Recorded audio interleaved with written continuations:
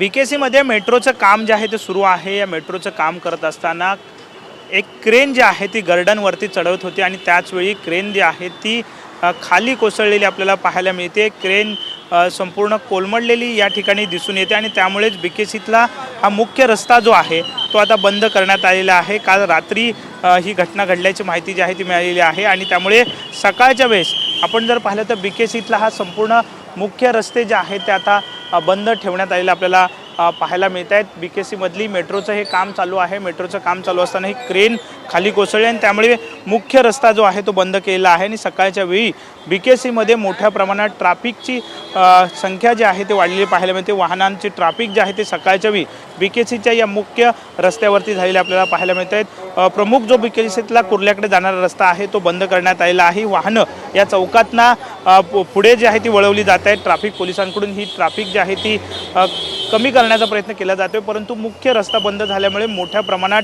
Traffic जे आहे ते या BKC परिसरात आपल्याला सकाळी झालेले पाहायला मिळते। मेट्रोचं काम चालू आहे। मेट्रोचं काम चालू असताना क्रेन खाली कोसळली आणि त्यामुळे हा संपूर्ण रस्ता जो आहे तो आता बंद ठेवण्याची वेळ जी आहे ती प्रशासनावरती आलेली आहे आणि त्यामुळे मोठी ट्रॅफिक जी आहे ते BKC परिसरात झालेले आपल्याला पाहायला मिळते आणि सध्या ही ट्रॅफिक कमी करण्याचा प्रयत्न केला जातोय, तर जी क्रेन आहे तिला सुद्धा बाजूला करण्याचा प्रयत्न प्रशासनाकडून केला जातोय। कॅमेरामन नरसिंग सोबत विनायक डावरू, TV9 मराठी, मुंबई।